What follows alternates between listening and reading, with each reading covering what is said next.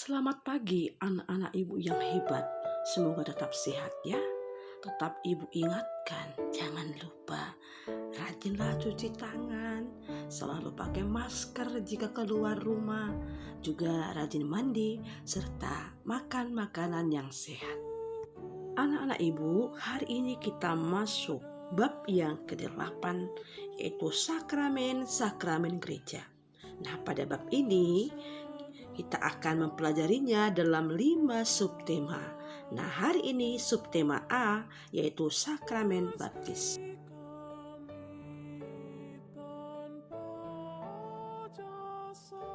Adapun tujuan pembelajaran kita pada hari ini, yang pertama, anak kami mampu menjelaskan arti sakramen inisiasi.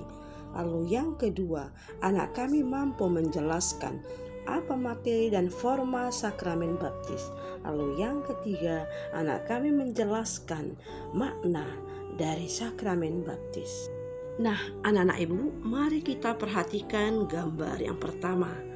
Dan ada 4 gambar yang kedua. Anak-anak ibu, pada umumnya setiap orang dalam kehidupan bermasyarakat memiliki berbagai cara untuk bersyukur. Nah, salah satu di antaranya lewat lagu. Nah, lagu di atas atau lagu yaitu syukur kepadamu Tuhan, mengisahkan rasa syukur umat beriman karena dosa mereka telah diangkat dan mereka diangkat menjadi putra Allah. Pengangkatan menjadi putra Allah itu secara nyata lewat baptisan yang mereka terima. Apa itu inisiasi? Inisiasi berasal dari bahasa Latin yaitu initiare, yang berarti memasukkan atau menerima seseorang ke dalam suatu kelompok. Nah, inisiasi mengandung 2 unsur gerakan. Yang pertama, seseorang masuk ke dalam kelompok tertentu. Lalu yang kedua, menerima seseorang itu ke dalam kelompok. Jadi proses inisiasi tidak hanya melibatkan satu orang, tetapi proses ini selalu mengandalkan 2 pihak yang saling menerima. Dalam tradisi gereja Katolik, proses inisiasi terjadi saat seseorang menerima sakramen baptis, sakramen penguatan atau krisma, dan sakramen ekaristi. Melalui ketiga sakramen inisiasi ini, seseorang menerima anugerah keselamatan. Sakramen baptis adalah sakramen dasar dan prasyarat untuk menerima sakramen lainnya.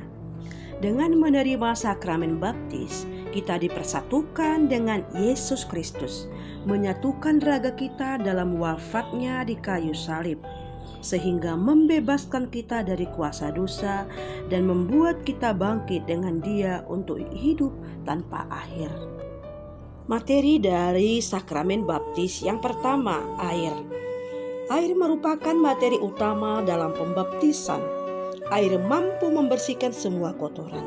Jadi guna air dalam pembaptisan melambangkan pembersihan atau penyucian dari dosa sehingga masuk ke hidup yang baru. Yang kedua adalah lilin. Lilin melambangkan terang. Dalam baptis melambangkan terang Kristus. 3. Kain putih. Kain putih melambangkan kesucian jiwa, kekudusan, dan memberikan penguatan bahwa telah dibangkitkan bersama Kristus. Keempat adalah minyak. Minyak melambangkan Roh Kudus yang menguatkan dan menyelamatkan manusia yang menerima pembaptisan. Adapun pelayan dari sakramen baptis adalah paus, uskup, imam atau pastor.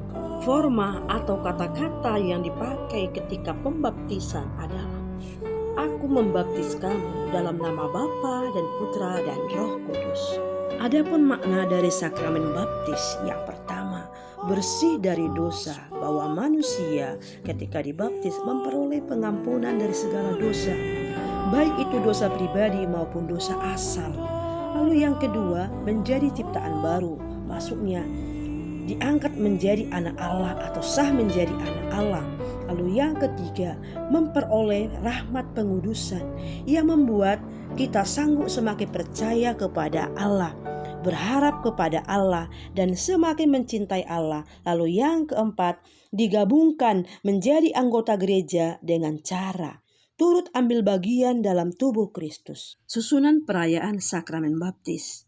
Yang pertama, janji orang tua. Lalu yang kedua, janji wali baptis. Lalu yang ketiga, penandaan dengan tanda salib. Lalu yang keempat, penolakan setan.